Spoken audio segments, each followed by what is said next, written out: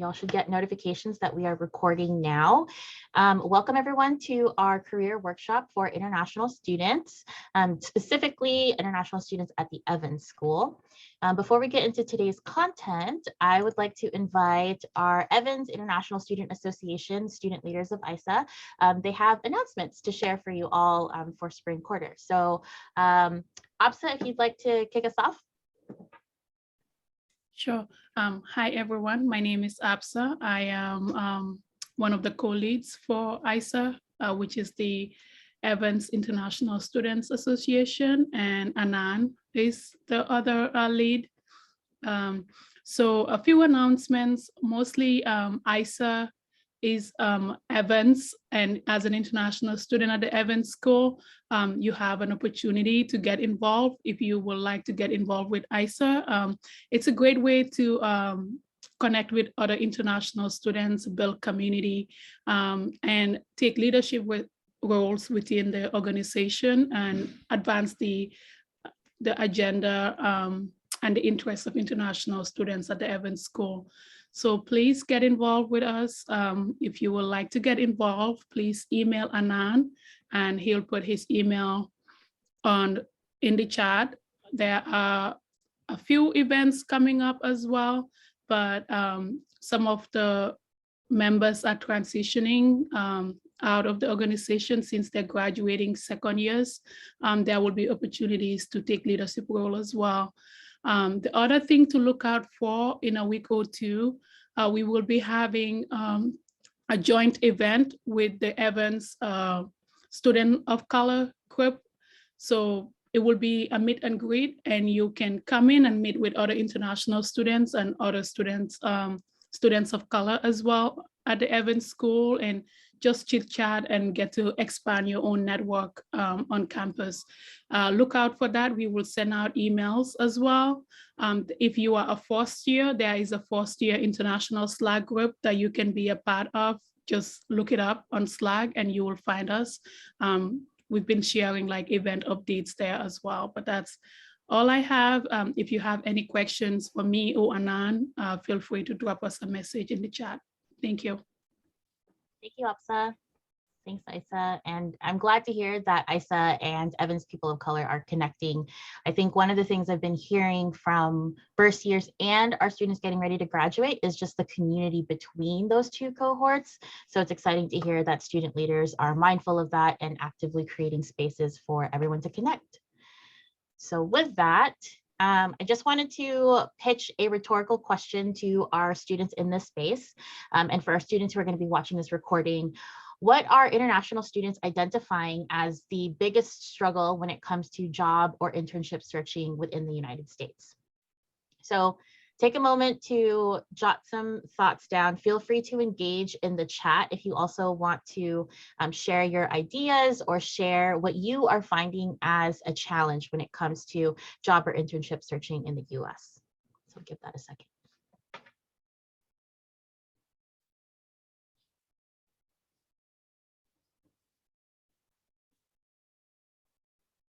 And I'm hoping with whatever responses are shared, we can revisit those at the very end of our presentation to talk about any strategies, tips, and learnings that you had with our workshop today.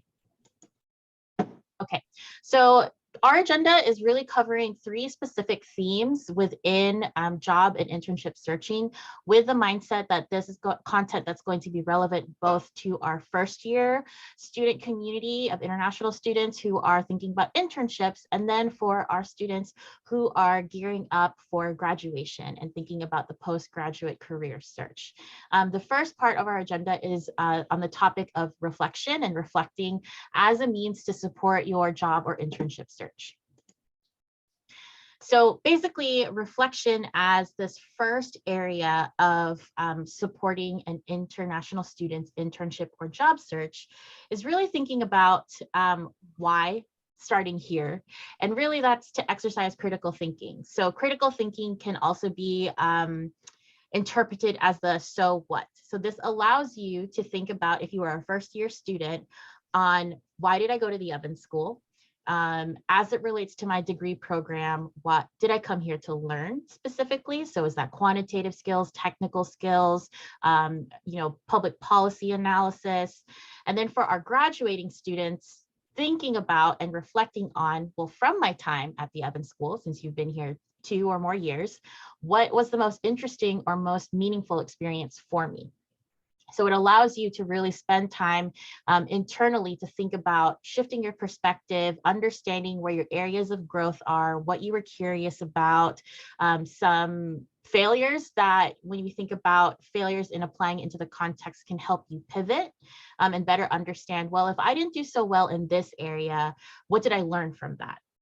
It's also an acknowledgement of the skills that you are developing or the skills that you've attained. And so that's why reflection is really important, because if we don't take the time to pause, we don't really take the time to acknowledge our wins, our strengths, and the skills that we developed.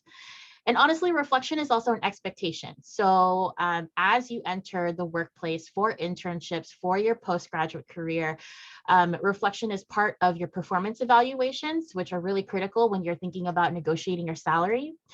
Reflection is also really valuable in the context of one-on-one meetings with your supervisor, and having your supervisor understand the inner workings of why you're making these decisions, your critical thinking, et cetera. And also reflection is really valuable in the terms of long-term career management. So when you are thinking about where you are post MPA, year 1 of your full-time career, and where you might be 7 to 10 years from that post MPA, reflection is always going to be a valuable asset. And then lastly, it helps you develop essential skills for your lifelong learning. So reflection allows you to pivot towards what is action oriented. And on the right side of this slide, you'll see some prompts that we have developed in career development. So the first one we talked about, if you're a first year, what did you come here to learn? What are you excited about? If you're graduating, synthesizing and reflecting on what did I learn? What was the most interesting or meaningful experience? The second question being, what types of skills, both technical, and so when I say technical, I mean like hard skills. So if you used Tableau or any data visualization software, Excel, Microsoft Office, or Google Suite, plus essential. So in terms of communication, leadership, management, what do I want to refine and what has been introduced to me?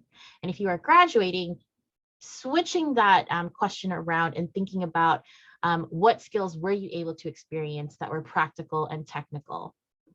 That third question being, this third part is just thinking about how you can transfer what you've experienced in the classroom to relevant application content.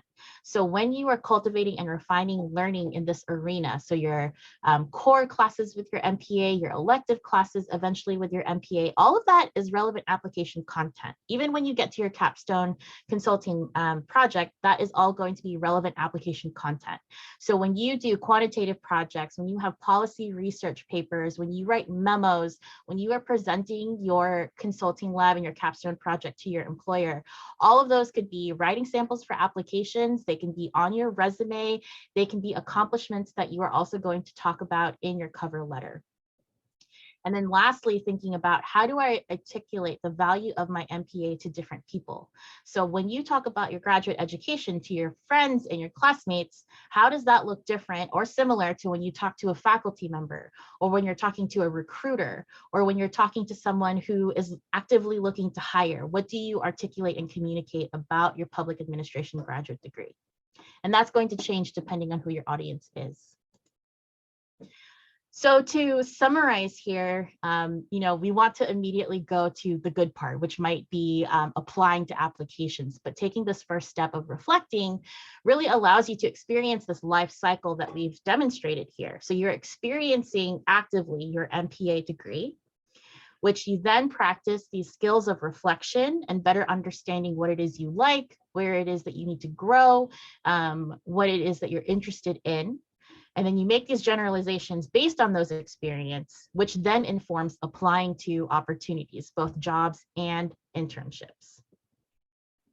And so then to help better frame what it is that you are learning or have learned, this is a chart that we've shared at orientation. This is a chart that we've also shared in some of our previous career programs, but really teasing out the essence of what you can cultivate in the classroom at Evans with your MPA. So things like working in teams, assessment, evaluation, maybe you have a specific policy area, environmental policy, social policy, education policy that you've really been focusing on during your time at the Evans School or thinking about wanting to specialize in that area.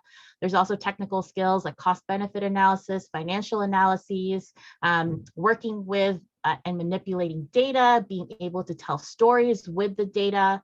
There's also this big piece of equity and inclusion in your education that has been emphasized through coursework, through our programming, and also engaging with Dean Jody and these different Dean forums. So this is just one example. There's likely more keywords that can be really helpful for you as you're thinking about what am I learning and what have I learned and how does this all relate to what I will be doing in my search for either internships or jobs. And with that, so this next piece on reflection, really thinking intentionally about for our first year specifically, you still have the time to engage with career and community building opportunities. So ABSA and ISA talked about engaging with the fellow international student community.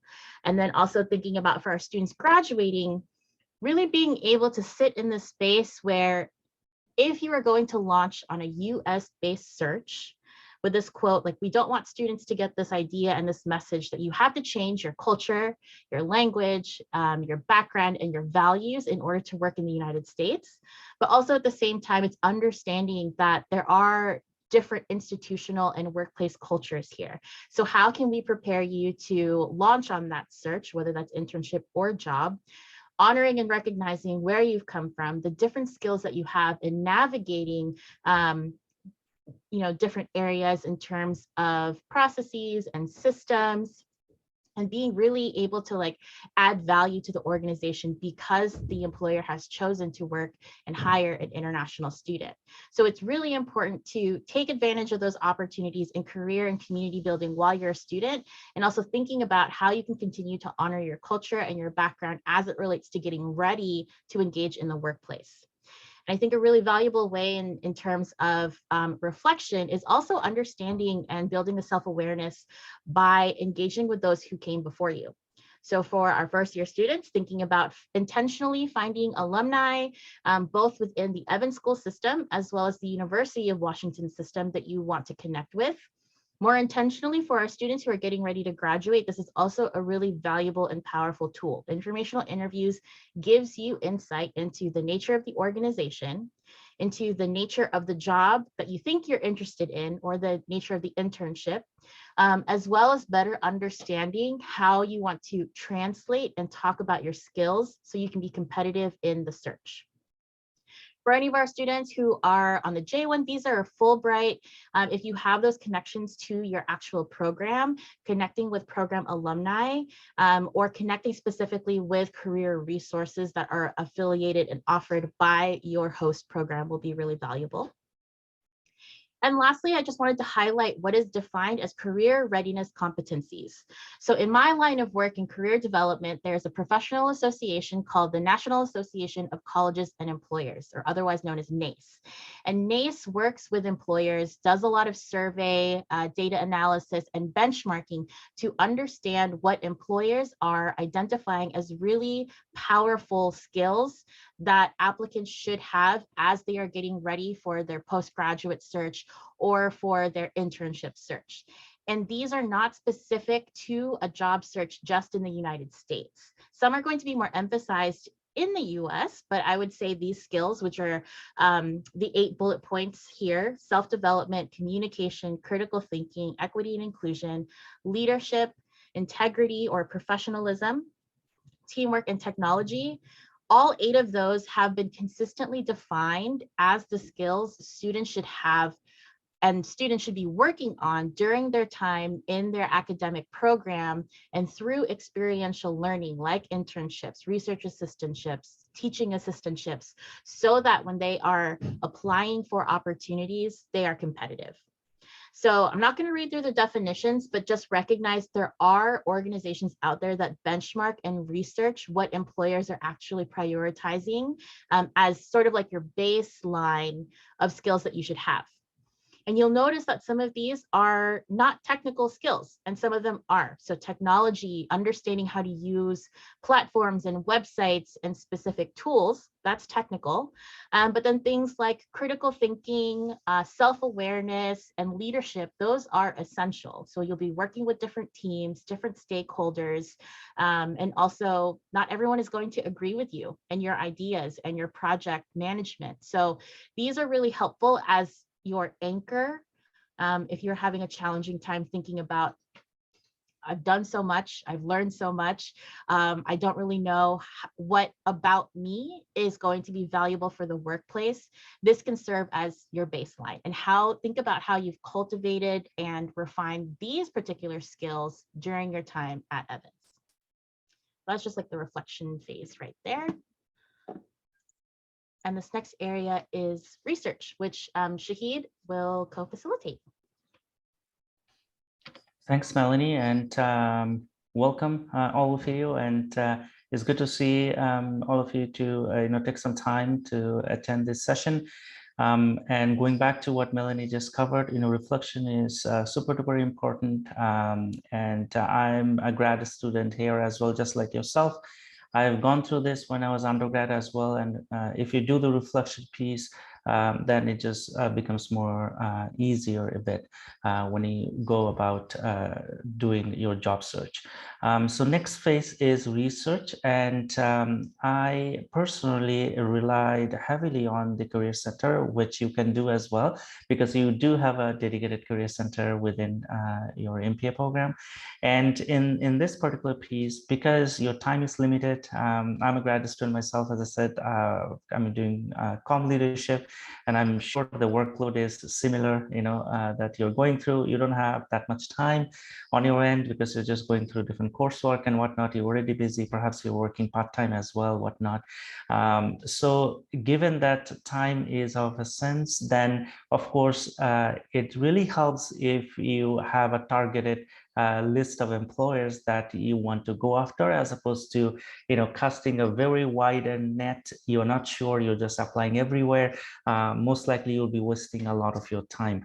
And in that sense, we have done a little bit of work. You'll see we have actually identified key employers within the Seattle area that actually hired an international MPA student before. So that will give you a sense of, okay, now I know this is, and that's not the exhaustive list, but at least, let's say this are the top 20, employers that actually hired an international MPA student before. So that way it just narrowed down your search. So you're not applying everywhere, to employers perhaps that are not or may not be, international student friendly. Let's put it that way. So really make a list. That's the first point, is if you can, that'll just save you so much time when you go after the specific jobs or specific employers. It could be a top 20 employers that you want to work for, or top 30 employers that are in the Seattle area, or maybe in the state of Washington,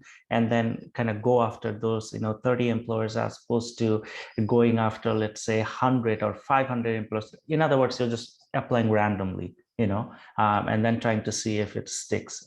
That's a completely different approach. And given that we have not much time, so probably this will help, and you'll see some of those employers in the following slides. And so once you have that, then what do those employers need? So for that also, you can rely heavily on your career center. So what I used to do in my undergrad even, I would go to my career center and I would ask, let's say, and that's how one of the ways actually I landed at Shell before, Shell Oil Company that is.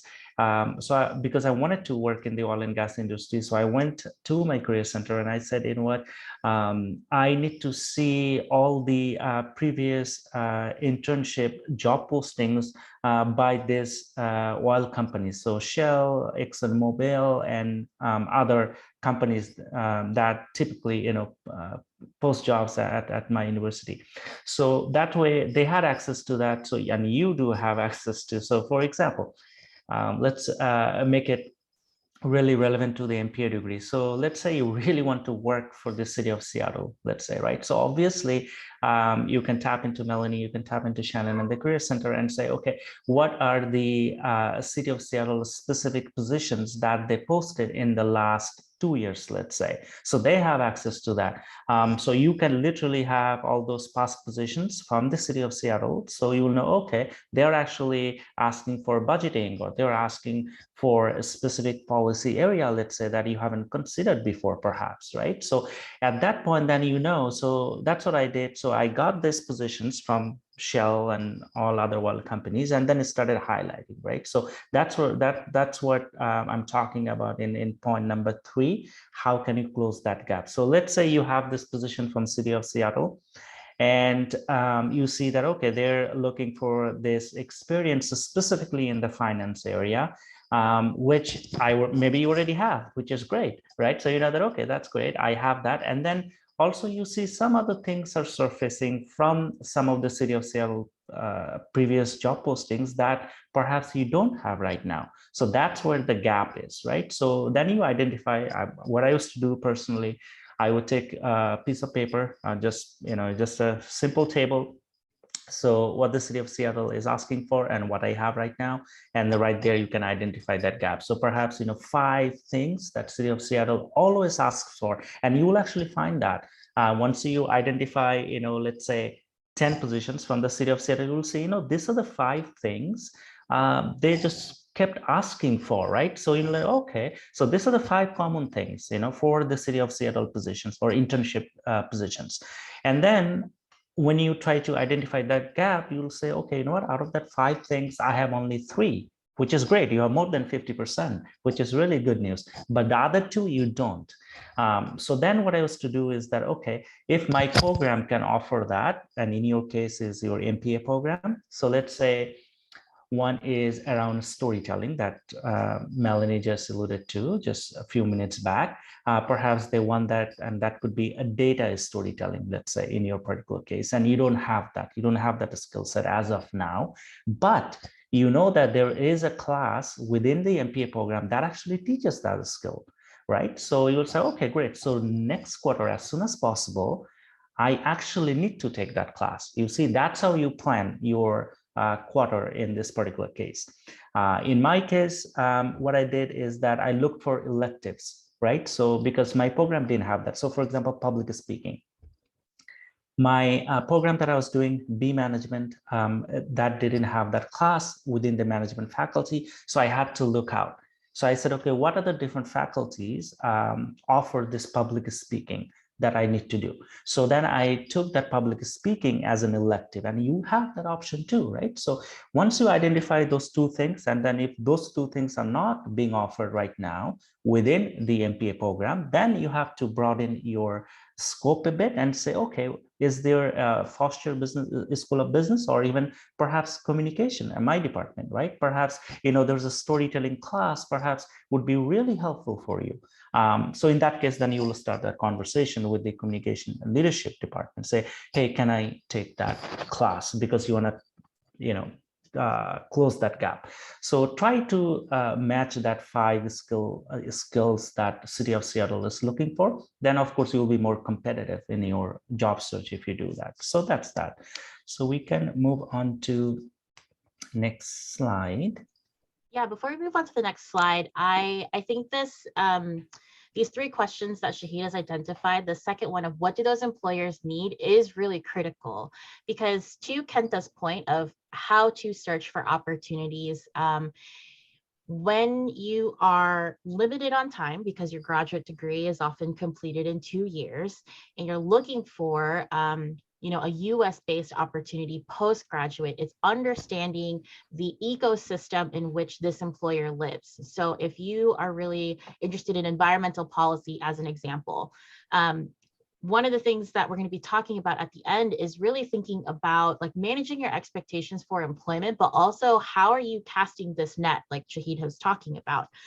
So with a student who might be interested in an environmental policy, they might already know specific employers whose work is to address environmental challenges, but also thinking about how the environmental sector might intersect with employers where that's not immediately apparent. So going back to the example of the city of Seattle, as Shahid was talking about, understand what are the departments within this huge entity. So there is Parks and Recreation, there's the economic development. If you are developing businesses, if you are developing land, what are those implications on the environment?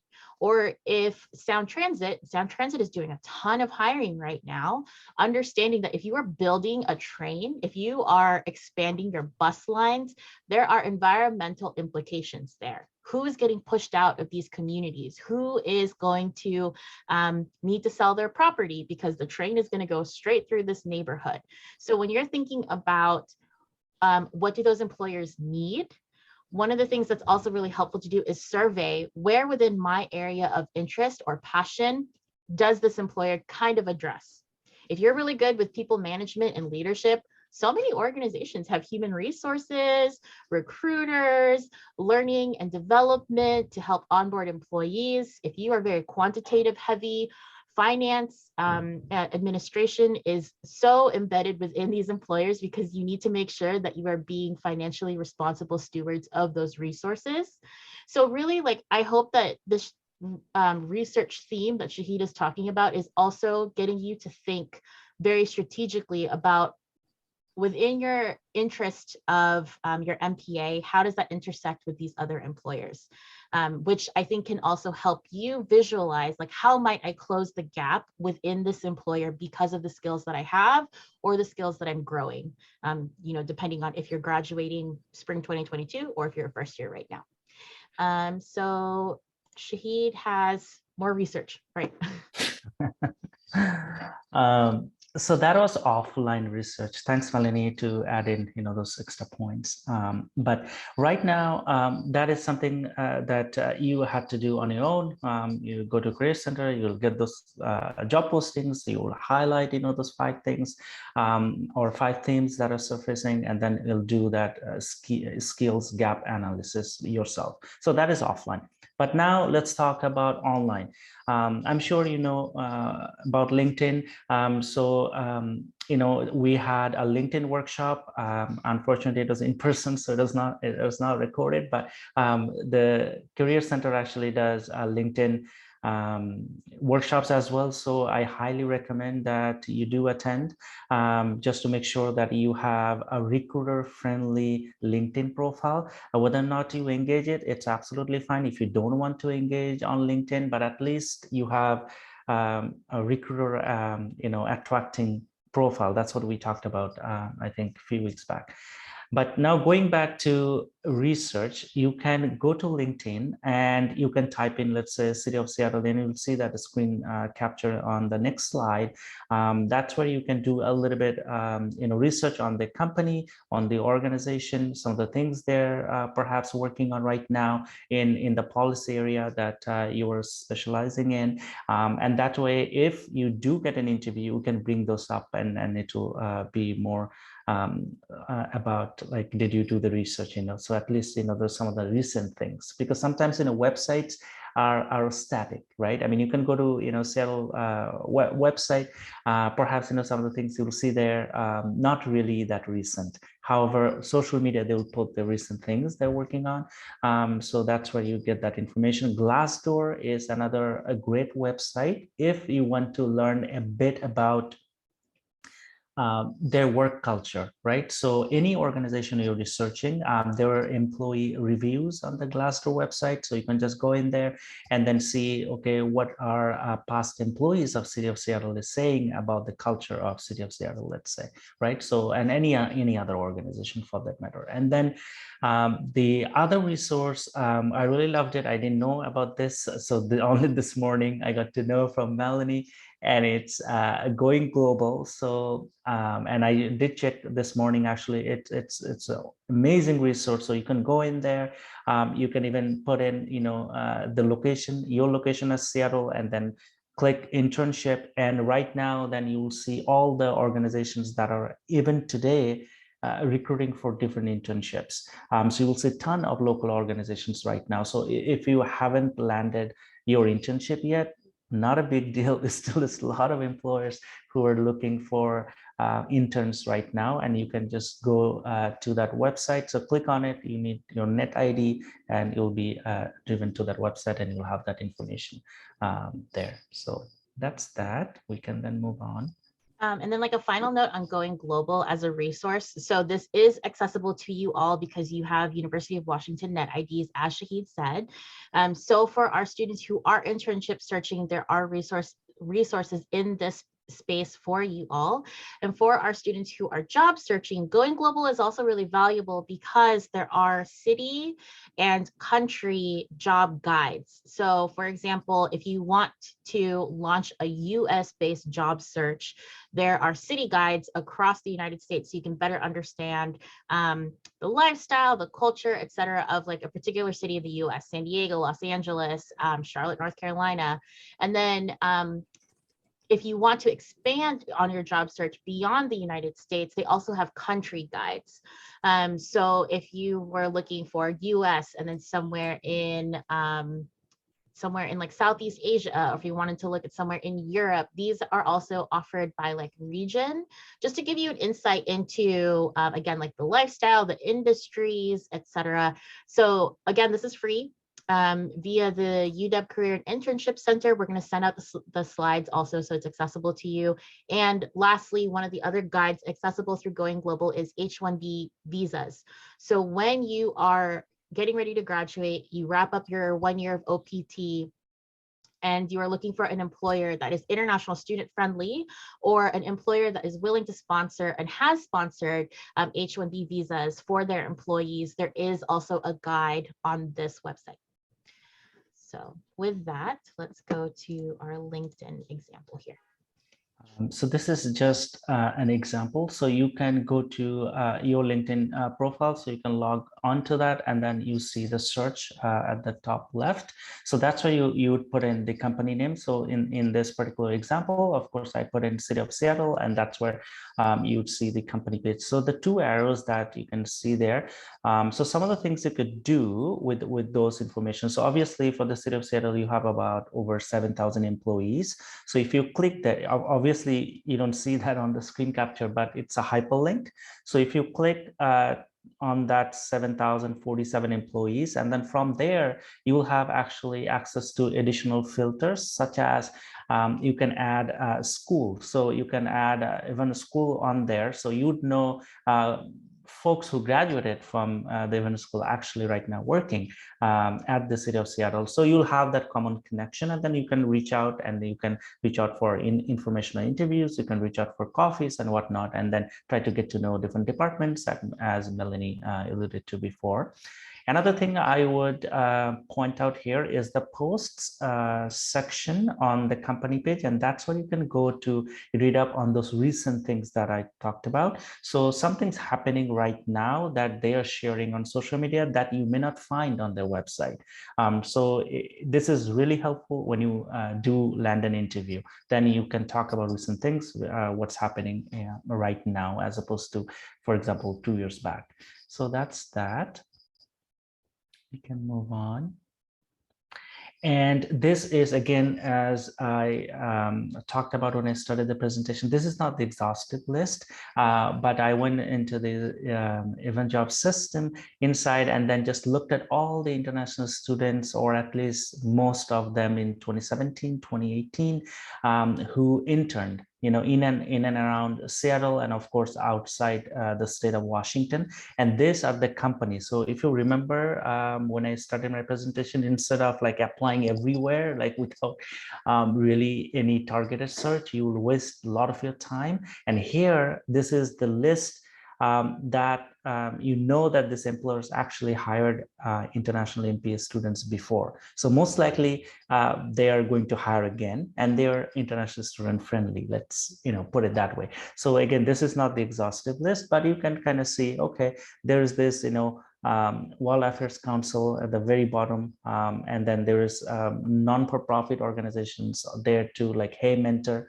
and so on and so forth. And there is, of course, the municipal government. You have City of Seattle, different departments. As Melanie said, the City of Seattle is huge, right? There's so many different departments. But within that, then you can now know, okay, within City of Seattle, actually, the city budget office previously hired an intern from even a school, and then Seattle City Light.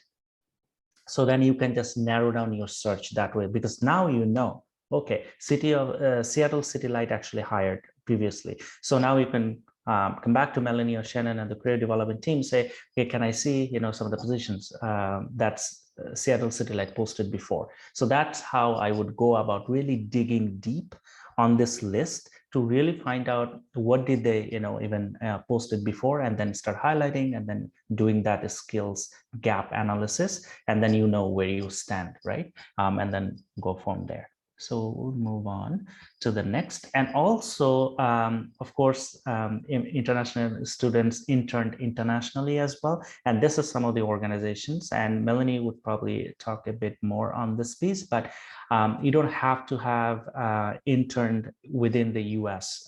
So if you want to intern in your home country, it's absolutely fine within the program. And this is some of the organizations where previously international MPA students interned. Melanie, if you want to add something on that. Yeah, so when our international students are thinking about internships, I think because you are already in the United States, the inclination is to look for a US-based opportunity, which by all means, I think that's incredibly valuable. But also thinking about your longer-term career management is understanding, where am I trying to cast my net? So if you want to travel back to your home country, if you already have a network in your home country and you want to apply what you are learning from your MPA back to an employer, an organization, a community in your home country, you can definitely do your internship abroad during the summer between your first year and your second year. And because it would be an employer outside of the United States, you do not have to worry about CPT work authorization or anything like that. It's just recognizing that you are currently based in the Seattle area and you're trying to launch on this internship search that's international. So there's some considerations and time investment there as you're thinking about your impending summer. And then Shahid also prepared one for those who are postgraduate and where they had gone. And this is, again, could be a great list. And this is not, again, the exhaustive list, right? So not all the students, but the students that fit into this slide pretty much, but this is a good list though, right? So and I put in their LinkedIn profile. So these are all, alumni from your program. So you could literally go visit them. You can connect with them on LinkedIn. You can ask them because they intern too, right? So, and now they're working. So for example, the first person is Aziki, right now working in Seattle area. So if that's your goal, that you want to end up working in Seattle area, for example, with your OPT, then that's the person, right, that I would actually connect and I would have a coffee with and whatnot, and get to know just the process and whatnot, how she navigated the whole visa and everything else situation that perhaps you're going through right now. And then also you will see that people landed amazing opportunities in their home countries too. So the second person, Anna, for example, she is from Georgia and she landed a position in Georgia. And also you'll see Tanya landed a position back in India. That's where she's from. So it's not necessarily that, if you don't get something here, then, what to do with my life type of thing, right? Your degree is still very valuable, I'm sure, in your home country, wherever you come from. Maria, of course, she landed in Canada, or most likely, she's from the US, but I think, she wanted to expand her horizon.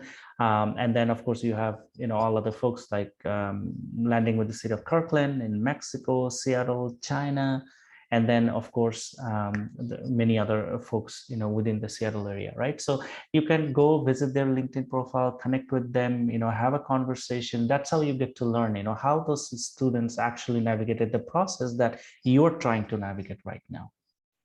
I think that will be that.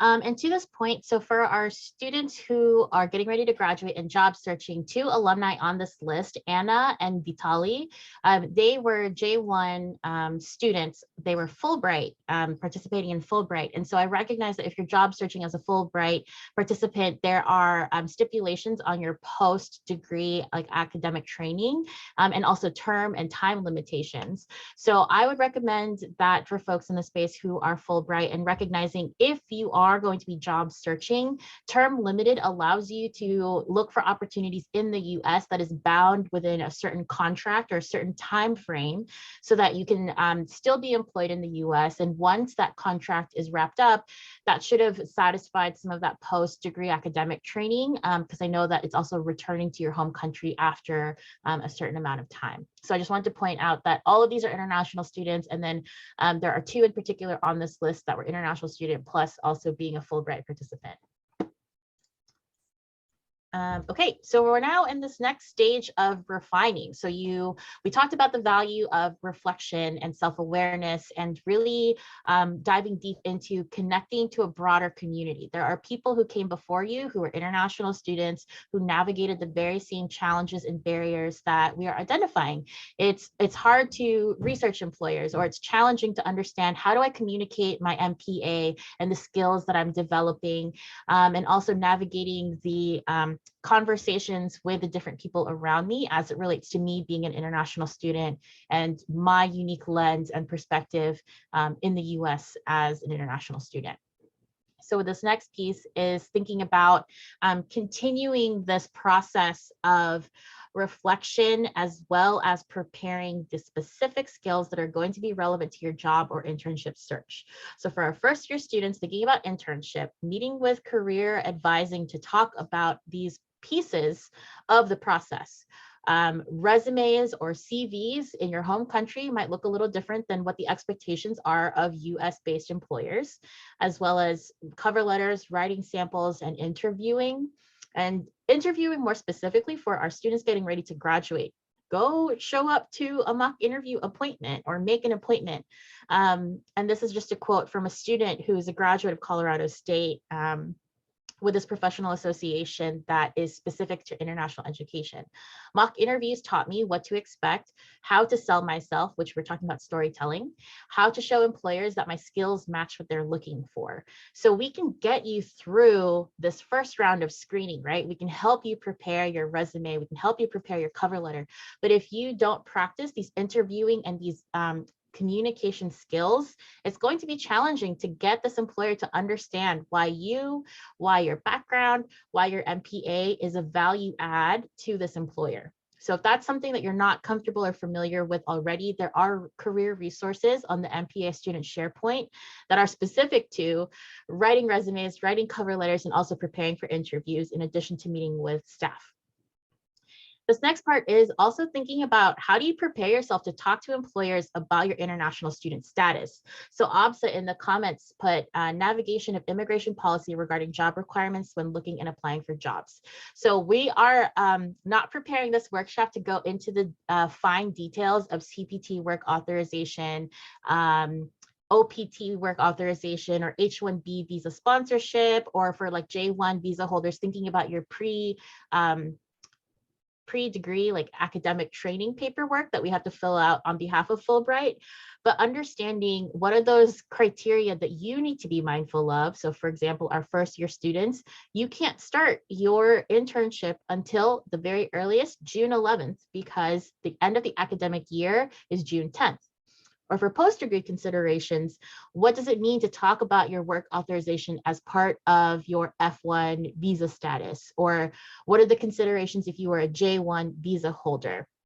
And understanding that employers are excited to hire, all students, and international students specifically, having the language, the vocabulary, and a base level understanding of your work authorization to be able to convey that to an employer. So for example, if you're on the F1 visa, yes, you are legally allowed to work in the United States, pending that you have your job offer for your internship or whatever opportunity that is by a US-based employer, and you just apply for work authorization. There is no sponsorship required there, and it's a different process you're navigating with H-1B, for example. And then also thinking about what is the value of hiring you as an international student. So what are your strengths that some of your peers who are not international students don't possess? So thinking about your global perspectives, you are often multilingual, you have been able to adapt and overcome and change within these systems, and also navigating these different systems. So identify for yourself what is a strength and what is specific social capital. If you don't know what that is, feel free to Google and dive deeper into social capital, but identify what is your social capital as an international student. I often work with international students thinking about, well, I'm only here for a short amount of time. English wasn't my first language. And it's really getting you to shift this perspective from a deficit to really the growth mindset of like, yeah, English isn't my first language, but that means I know probably 2 or 3 or several others. And it's thinking about, well, sometimes in the classroom, and I had this conversation with APSA, it's like there is a US-centric bias with your content. So then how do you integrate global perspectives of, when it comes to race and equity, these are the considerations in the US, or like when it comes to specific policies, these are the norms in the US. And for an employer, I understand what this is, and I'm learning it in the classroom through my time at Evans. And I also come from my home country where these are the perspectives, and this is why it's valuable to your organization. Next is also thinking about where to cast your net when you are searching. What is realistic? What is attainable with the time that you have?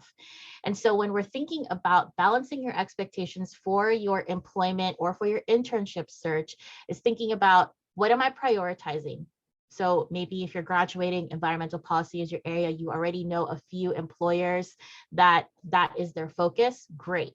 What is your plan B? What is your plan C? How are you going to change little pieces about your search so that you can expand your net when and if you have to? Which just goes into this next part of multi-tiered planning and going back to managing your expectations.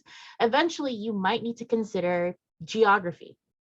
If you want to stay in the US, maybe the best job for you might not be in the greater Seattle area. And if it's not the greater Seattle area, what other locations are kind of going to be comparable? So if you're really interested in the environment, it's not going to be a job here in greater Seattle. What's it like in Denver, Colorado? Or what is it like to work with an institute in DC? Which goes into also thinking about how you expand your awareness and understanding of how your degree relates to the various sectors. So when I say public sector, that's oftentimes municipalities, local government, county, or state. When we're talking about private, that's often your for-profit large entities like their Vulcan, Google, Facebook, Amazon, Meta, whatever. There are needs for your skills in the private sector around policy, around finance, also definitely in environmental, leadership and management. There's a lot of transferable pieces there. So you need to understand by reflecting how it is you're going to plug into the needs of the employer, just as Shahid was talking about with the research part. And then also nonprofit. So if there's a particular and specific issue area, how might you be using your MPA skills to do a job or internship search in that area, but then also thinking about geography and location and the need within that area. So unfortunately, career development doesn't place you. We don't place our students anywhere for internships.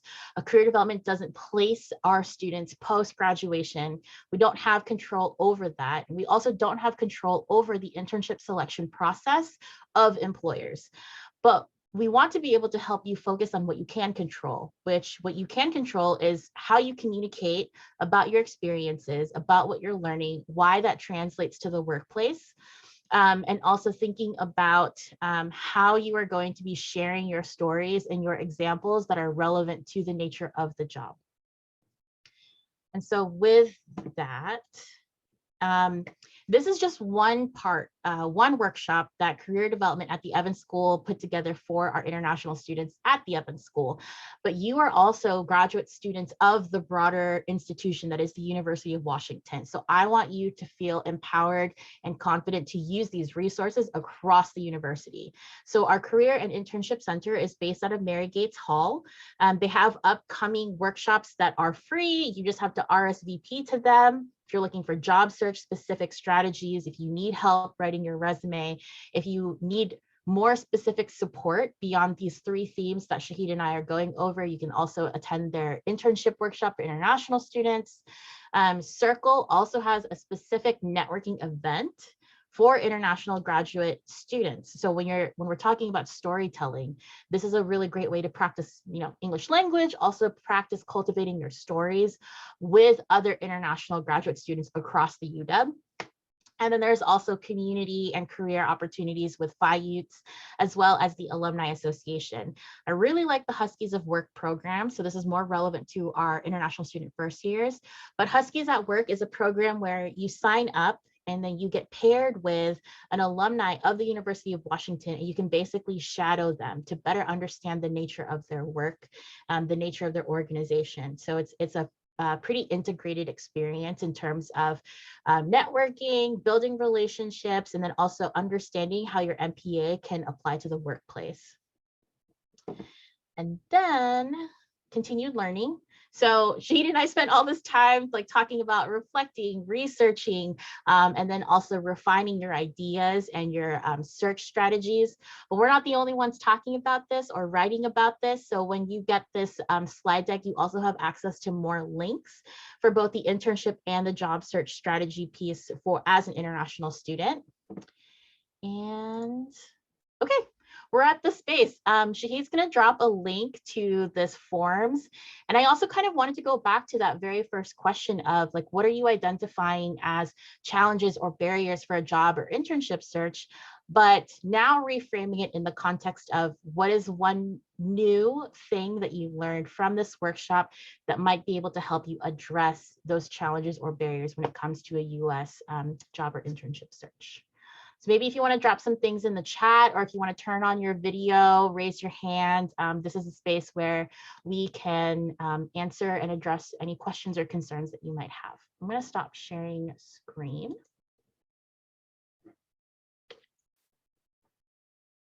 Okay. Any thoughts, questions?